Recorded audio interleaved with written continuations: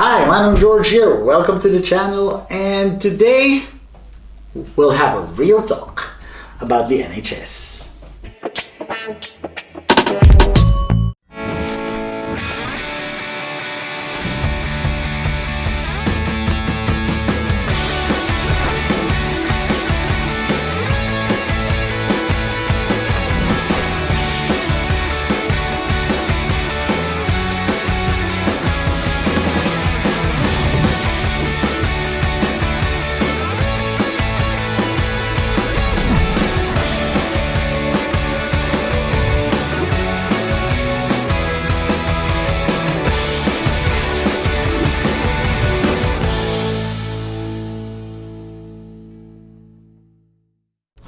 Right, starting off with the reason why the NHS has a massive hiring drive for nurses in the UK today is because there are not enough nurses in the UK. What do I mean by there's not enough nurses in the NHS?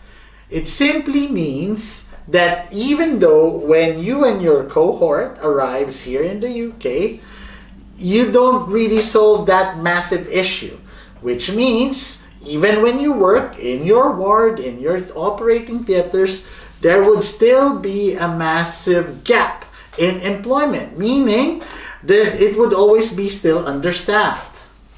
Understaffing is caused by maybe sickness, not enough employed, and even resignation. Retention is also a problem. So what do I mean by this? Expect there would still be not enough of you nurses when you work with the NHS. Next, expect hard work.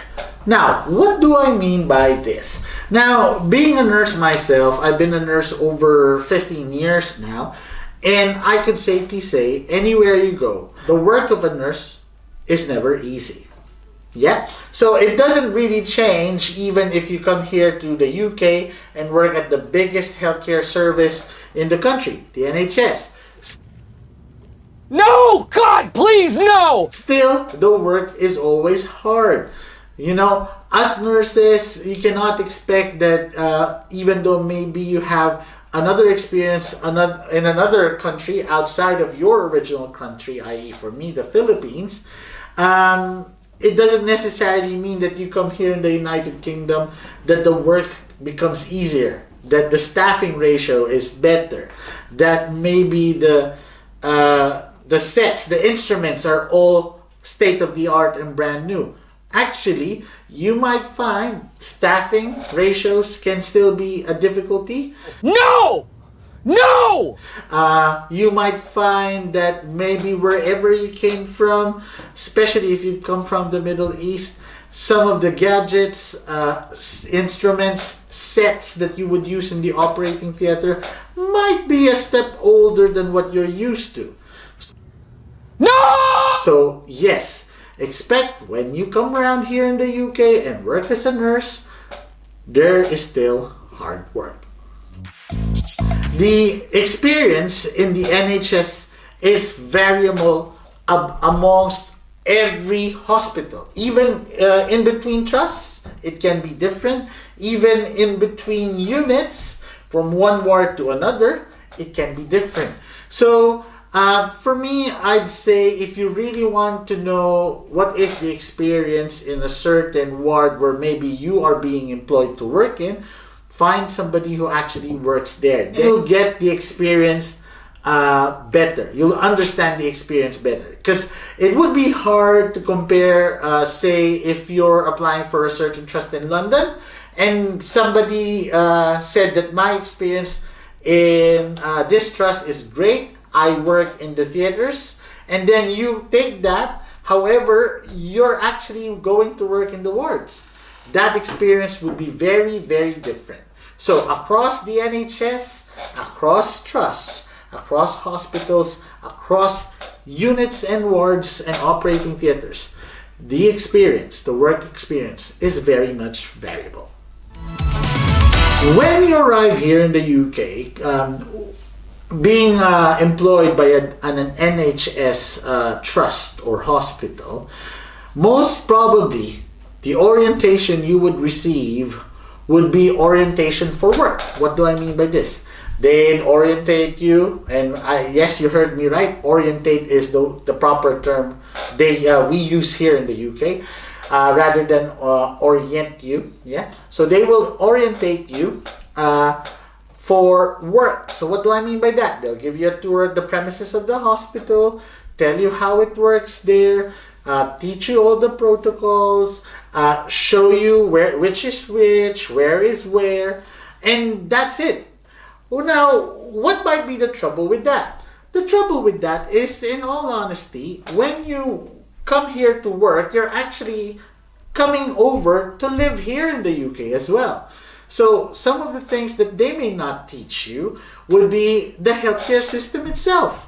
Like some of us, well, if you're coming from the Philippines like me, we don't have a GP system. And we won't necessarily understand this, but the irony of it is that we are working in the healthcare system, right?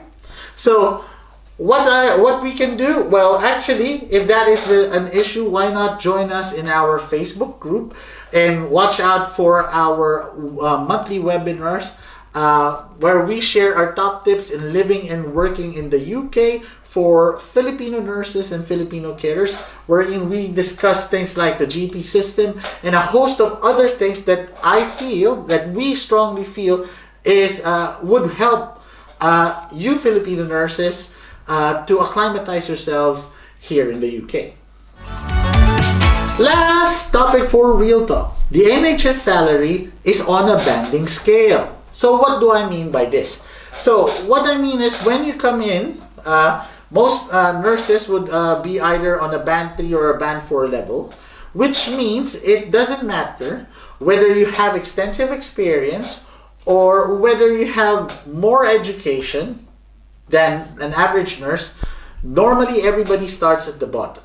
There are some and very few trusts that might consider your education or your experience, and then after that you might get beyond the entry level of the band 5 scale. However, they come far in between across the NHS. So if you are somebody who is well experienced, who must have studied a lot of extra courses and has gotten any further degrees like a master's degree or even a PhD, just review this and make sure that you're happy with what you're coming into. Okay, because these are subjects that we read and people ask us about, that whether if they have this master's degree in nursing, would this be honored here in the UK, and would that be equivalent to a better salary grade? Unfortunately, not always. Chances are everybody starts on that band 3, band 4 scale when they come in the UK. If you are a Filipino nurse and you want to engage with us, join us on our Facebook group. Search for Filipino UK Nurses Community. Join us and engage with us. Ask questions and tell us about your stories. And don't forget to comment or share this video down below. Comment on this video down below and share that, and click that share button to share this with your friends.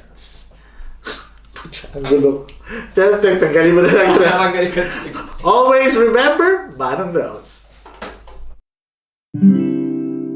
Manong knows best, put your worries to rest when staying